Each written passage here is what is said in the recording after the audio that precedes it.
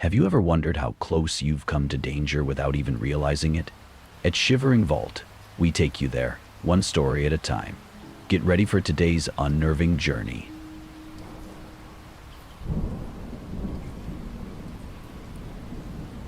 It was a Friday night, and I was home alone.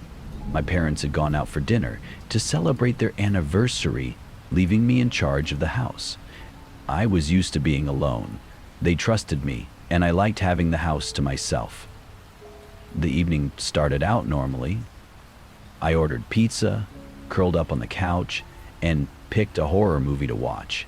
The sound of rain tapping against the windows added to the atmosphere, making the movie even creepier. I had left the living room window slightly cracked for fresh air, not thinking much of it. Around 11 p.m. the movie ended, and I started feeling that familiar eeriness of being alone after watching something scary.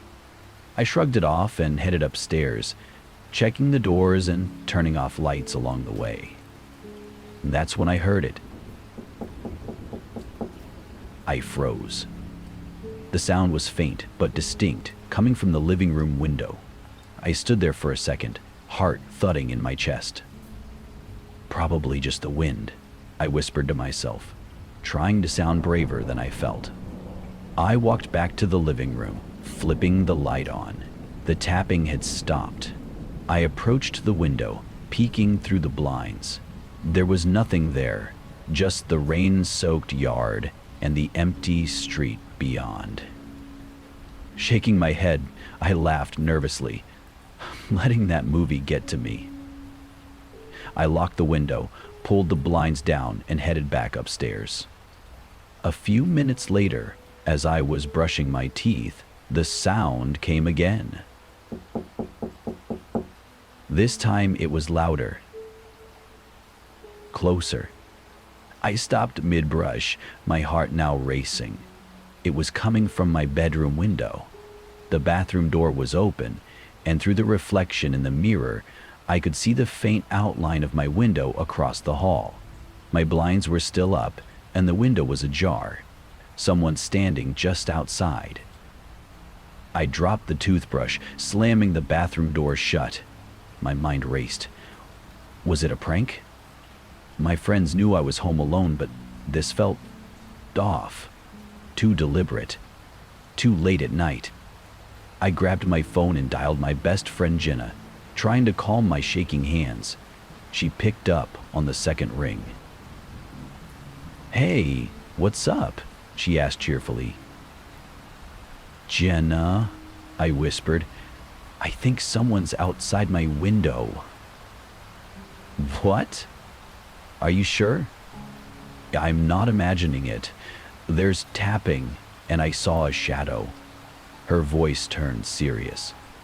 "Okay, don't panic. Do you have any neighbors you can call?" My neighbor, Mr. Thompson, came to mind. He was an ex-cop and lived just next door. Yeah, I'll call him." "Good. Stay on the line with me until you do." I quickly hung up and dialed Mr. Thompson, my breath shallow. He answered groggily, clearly woken up. "Hello, Mr. Thompson? It's Emma. I'm sorry to bother you, but there's someone outside my window. I'm home alone, and I'm scared." There was a brief pause. "Stay inside. Lock everything. I'm coming over." I thanked him and hung up, retreating to my room. I locked my door, grabbed a baseball bat from my closet, and sat on the floor, phone clutched tightly.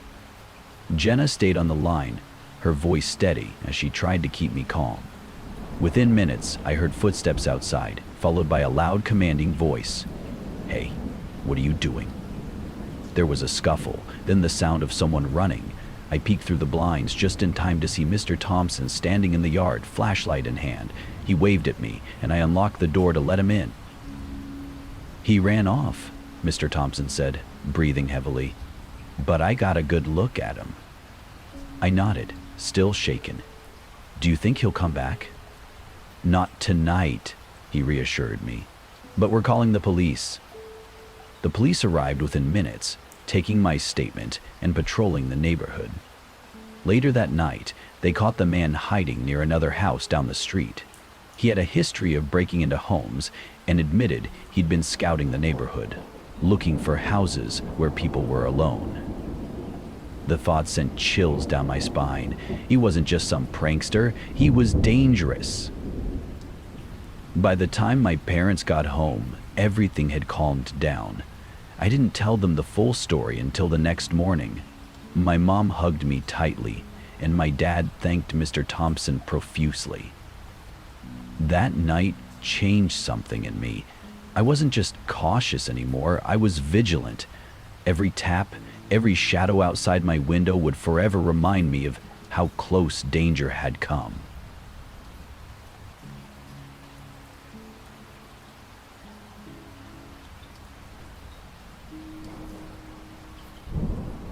It was a quiet, uneventful Thursday night. At least, that's how it started. I had just finished cleaning up the kitchen after a late dinner. The house was silent, except for the faint hum of the refrigerator. My dog Max, usually alert to every creak and rustle, lay dozing in his bed. The calm felt comforting, like a well-earned pause after a long day. Around 11:30 p.m., I locked the front door, double-checking the deadbolt as always. Living alone in a small suburban neighborhood on the outskirts of Denver meant I was cautious. The street was safe, but I'd heard enough unsettling stories to know that safety is never guaranteed. I settled into the couch with a book, letting the soft light from a nearby lamp cast warm shadows across the room. The peaceful atmosphere had lulled me into a state of near relaxation when I heard a faint noise from the backyard. It wasn't loud, just a soft thump, like something or someone had bumped into something.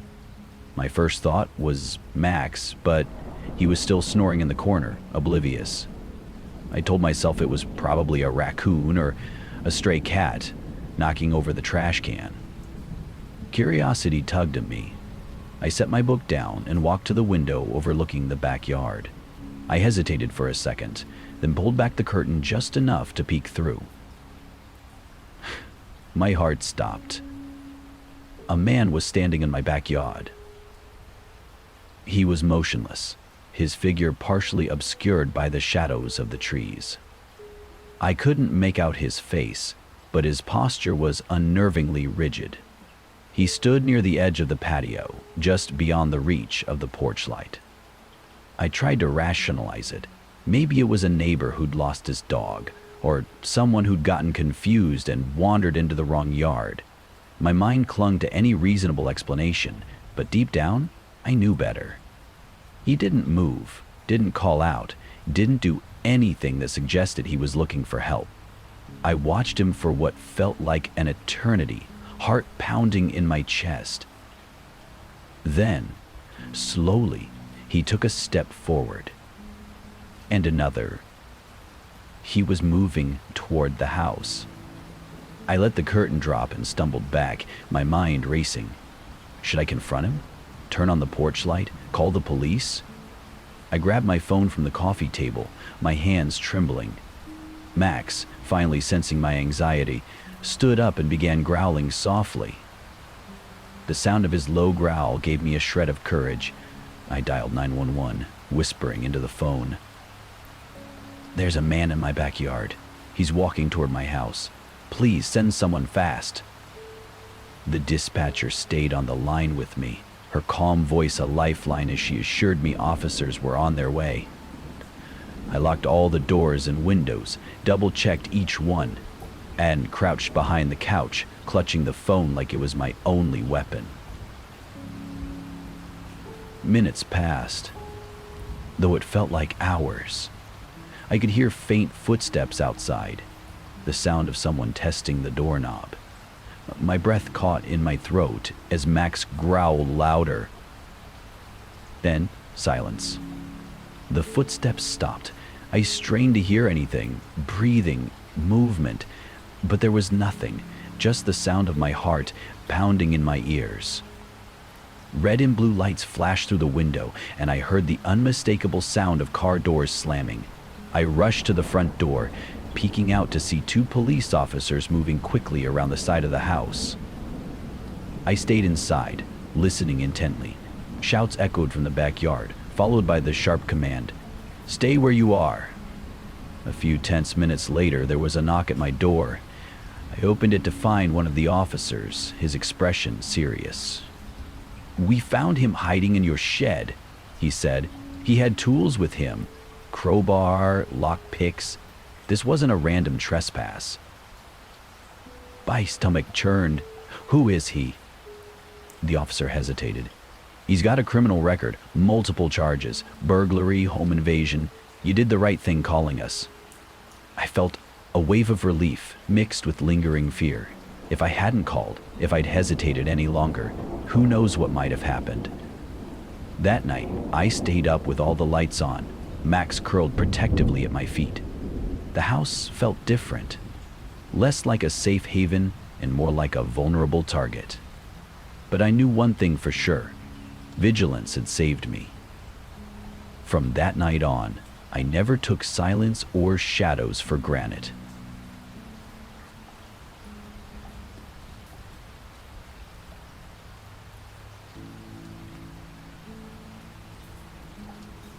The highway stretched endlessly before me, a dark ribbon cutting through the desolate landscape.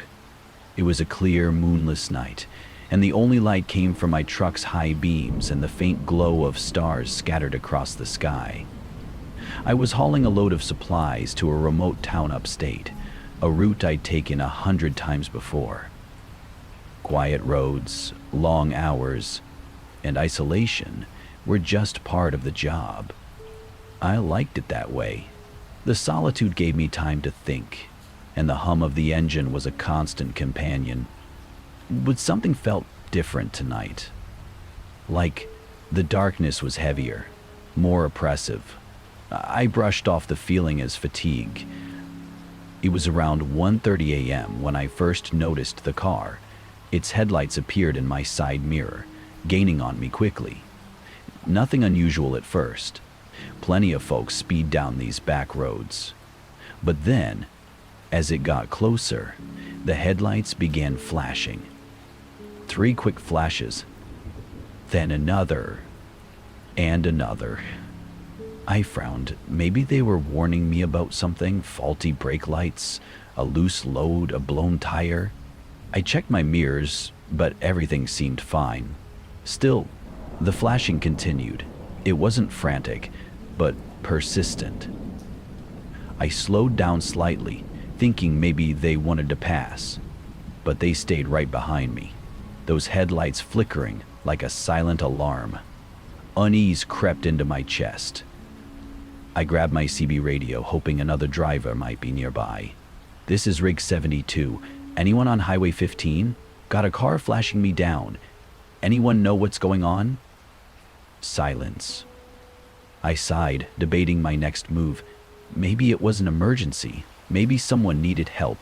I've been on the road long enough to know you don't leave people stranded, no matter how strange it seems. So, against my better judgment, I eased my truck onto the shoulder. The car pulled up behind me, its high beams flooding my mirrors with blinding light. I killed the engine and grabbed my flashlight, stepping down from the cab. The night was eerily silent, the kind that makes every rustle of wind sound louder than it should. I turned the car, shielding my eyes from the glare. "Hey, everything all right?" I called out, my voice steady but cautious. No response. The driver's side window was up and the figure inside was barely visible through the tinted glass. I waited a beat, then took a cautious step forward. "Do you need help?" I asked again. Still nothing. The figure just sat there, motionless. The flashing had stopped, but the headlights remained on, glaring into the darkness. My pulse quickened. Something wasn't right. I took a few more steps, the crunch of gravel beneath my boots the only sound. I was close enough now to see the faint outline of the driver, a shadowy silhouette. My gut screamed at me to turn back, but curiosity kept me rooted in place. Then the figure slowly raised a hand, but instead of waving or signaling, They just pointed. Not at me, not at the truck, but beyond it, into the pitch-black expanse of desert beyond the road. Chills crawled up my spine. I didn't wait to find out what they were pointing at.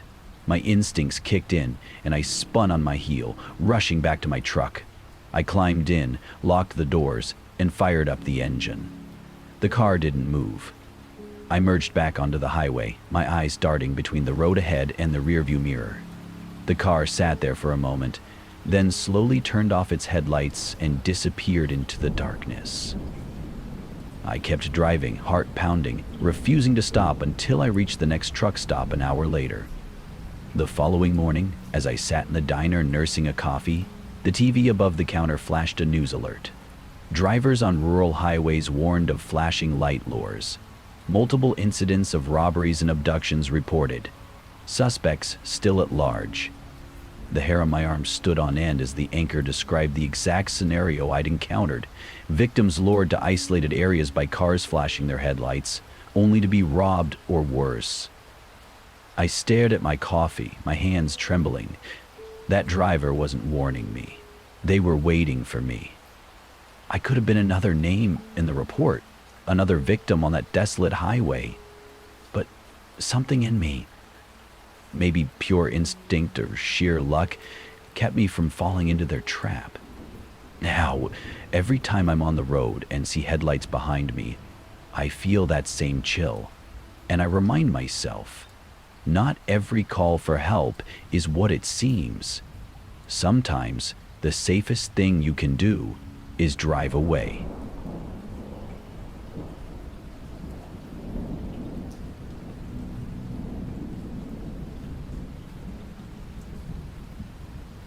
The hospital corridors were eerily quiet as I ended my late-night shift. It had been a grueling 12-hour run, and exhaustion clung to me like a heavy fog. My feet ached, my head throbbed, and all I could think about was getting home, sinking into my bed, and leaving the chaos of the ER behind. Pulling out my phone, I ordered an Uber. The app confirmed my driver, a black sedan with a license plate ending in 42Zs, and the driver's name was Mike. ETA, 3 minutes. I slipped my phone into my pocket and stepped outside into the cold night air. The hospital's parking lot was dimly lit, the streetlights casting long, distorted shadows. My breath fogged in front of me as I spotted a black sedan pulling up to the curb. Without thinking twice, I opened the door and slid into the back seat. "Hi, for Sarah?" I asked, fastening my seatbelt. The driver didn't respond but gave a small nod, his face partially obscured by the brim of a baseball cap. I assumed he was just tired, like me, or maybe not in the mood for small talk. I settled in, too drained to care. As we pulled away, I glanced at my phone to check the route, but something felt off.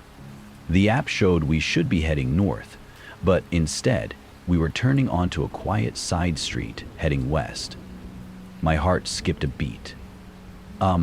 Excuse me, isn't this the wrong way?" I asked, my voice hesitant but firm enough to convey concern.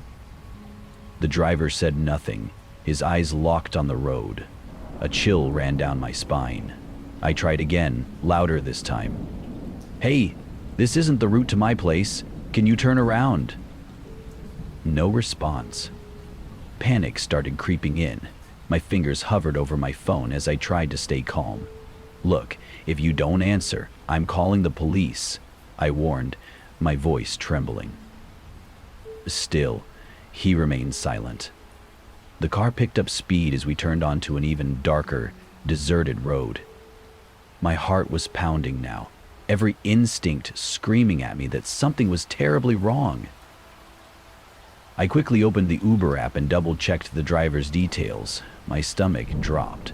The license plate didn't match. Neither did the driver's name. This wasn't my Uber. I had gotten into a stranger's car. Adrenaline surged through me. I knew I had to act fast. The car slowed as we approached a red light. Without hesitating, I unbuckled my seatbelt, yanked the door handle, and flung myself out of the car. I hit the pavement hard, scraping my hands and knees, but I didn't stop. I scrambled to my feet and ran toward the nearest street corner, gasping for air. Behind me, I heard the screech of tires as the car sped off into the night. Shaking, I grabbed my phone and dialed my real Uber driver. "Where are you?" I demanded, my voice cracking. "I've been waiting outside the ER entrance for the past 10 minutes, he replied, clearly confused. "Are you okay?" I wasn't okay, but I am alive. I quickly explained what happened, and he insisted on waiting until the police arrived. Once the officers took my statement, I went home, still shaken but relieved to be safe. The next morning, my phone buzzed with a notification. I opened it to find a news alert. Women abducted by fake Uber in late-night scheme. The description of the car and driver matched the one I had narrowly escaped. I stared at the screen, my hands trembling. I had come within moments of becoming another victim. The thought haunted me. How easy it had been to step into the wrong car without a second thought. From that night on, I vowed never to take my safety for granted. I double-checked every ride, every plate, every face. It's a small habit, but one that now feels like a lifeline. I hope my story serves as a reminder. Always trust your instincts and never assume you're safe just because something looks familiar. That night, my quick decision saved me. I wasn't just lucky, I was alert, and that made all the difference.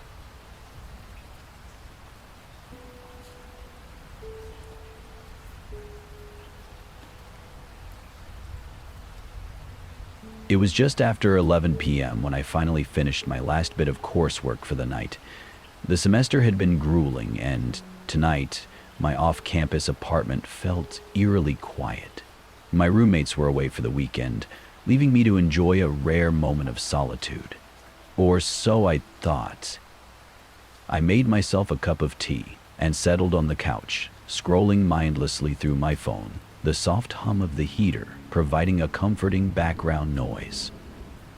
Suddenly, a loud, insistent knock echoed through the apartment. My heart jumped. It wasn't the soft, polite knock of a neighbor. This was firm, purposeful. I froze, my mind racing. Who could it be this late at night? I wasn't expecting anyone, and no one had mentioned stopping by. The knocking persisted, louder now, more urgent. Gripping my phone, I cautiously approached the door. My apartment complex wasn't known for break-ins, but something about this felt wrong. I peered through the peephole, my breath catching in my throat. A man in a delivery uniform stood on the other side, holding a large box. His cap was pulled low over his eyes, and his face was partially obscured by the dim hallway light. "Package delivery," he announced, his voice muffled but firm. "You need to sign for this." I frowned. I hadn't ordered anything. My roommates hadn't mentioned a package either. "I didn't order anything," I called through the door, my voice wavering slightly. "It's already paid for. Just need your signature," he insisted, his tone growing more forceful. My unease deepened. Why would a delivery arrive this late? And why was he so pushy? I took a step back from the door, my fingers tightening around my phone. "Leave it at the door," I said firmly. "No can do," he replied. "Need the signature." Red flags went off in my head. I slowly backed away from the door, my heart pounding. Without hesitating, I dialed 911, whispering to the operator about the situation. They assured me officers were on their way, instructing me to stay on the line and remain quiet. The knocking turned into banging. "Open the door!" His voice was now sharp, almost angry. My stomach twisted. I could hear my own pulse thudding in my ears. Then, silence. I held my breath, straining to hear any movement, The silence was deafening. Was he still out there? Had he left? Minutes passed like hours. A sudden knock at the window shattered the quiet. I stifled a scream, stumbling backward. He was circling the apartment, checking for another way in. Red and blue lights flashed outside, illuminating the walls in staccato bursts. The pounding on the window stopped abruptly. I heard hurried footsteps. Then nothing. Moments later, the police knocked on the door, their presence a welcome relief. After letting them in, I explained everything, my hands still trembling. They searched the area and soon found the man hiding behind a dumpster near the parking lot.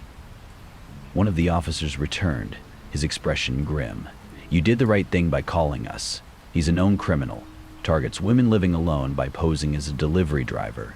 We've been tracking him for weeks." I felt a wave of nausea and relief crash over me. My instincts had been right, and that call had saved my life. That night, I realized how fragile the line between safety and danger could be. Living alone felt different after that, but I was grateful. Grateful that I trusted my gut and made the call before it was too late. From that moment on, I never ignored a knock at the door without questioning it.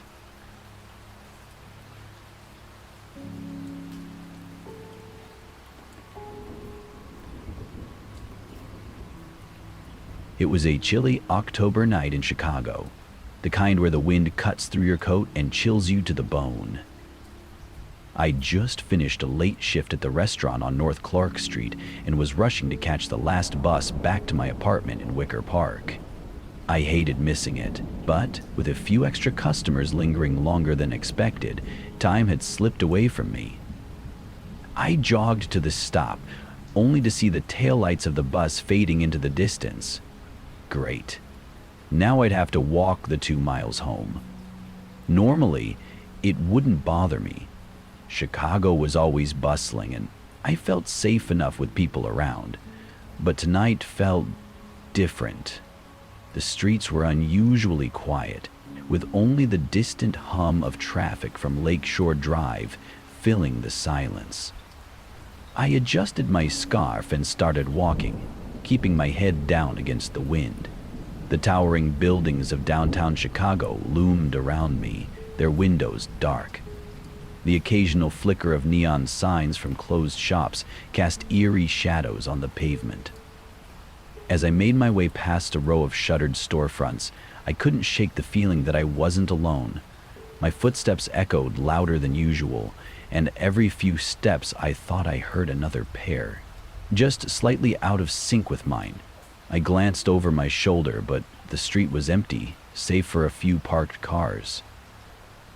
"Get a grip, Emma," I muttered under my breath, quickening my pace. "What's your future?" I asked her, rising to my feet. I cut through a side street, hoping to shave off some time. This route took me past an old church with towering stone spires and an adjacent cemetery, places I usually avoided at night. But tonight, I didn't care. I just wanted to get home. Halfway down the street, the feeling intensified. I wasn't imagining it anymore. There was someone following me. The hairs on the back of my neck stood on end. I glanced back again and caught a glimpse of movement near the shadows of a parked van.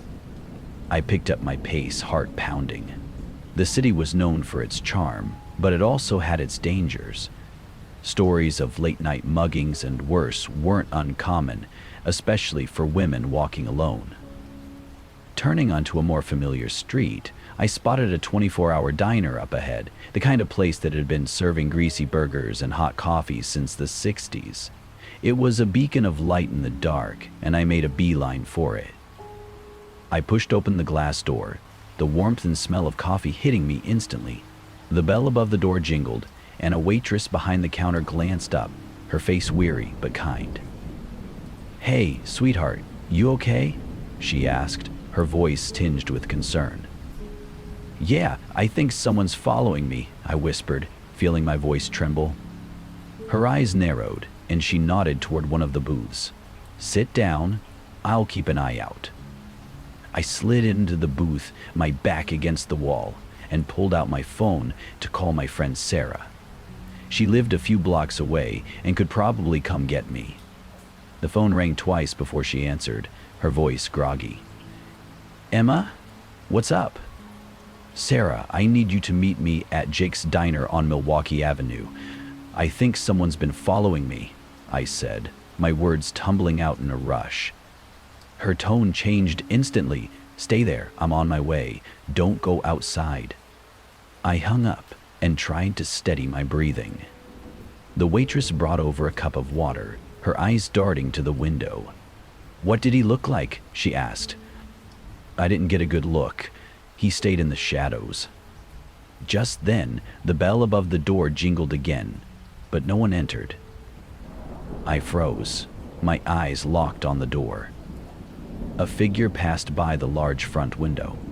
A man in a dark jacket, his hood pulled low.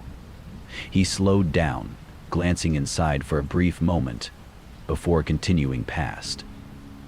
"That him?" the waitress asked. I nodded, my stomach twisting into knots. She didn't hesitate. "Charlie," she called out to the cook in the back. "Get the phone. We're calling the cops." I felt a wave of relief wash over me. The staff here weren't going to brush this off or make me feel paranoid. Charlie, a burly man with tattoos up his arms, appeared from the kitchen, already dialing. Within minutes, 2 Chicago police officers arrived. I described what had happened, from the moment I left work to the Eerie walk and the man outside.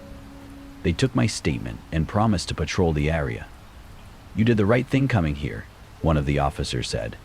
"There have been reports of similar incidents recently, people being followed late at night, especially women. We'll make sure you get home safely tonight." Sarah arrived just as the officers were wrapping up. She hugged me tightly, her eyes wide with worry. "You scared me half to death." "I scared myself," I admitted, feeling the adrenaline finally start to wear off. As we left the diner, the officers escorting us, I glanced back at the street one last time. The man was gone, but his presence lingered in my mind. I had always thought I was careful, but that night, in Chicago, taught me to trust my instincts. Sometimes, they're the only thing keeping you safe.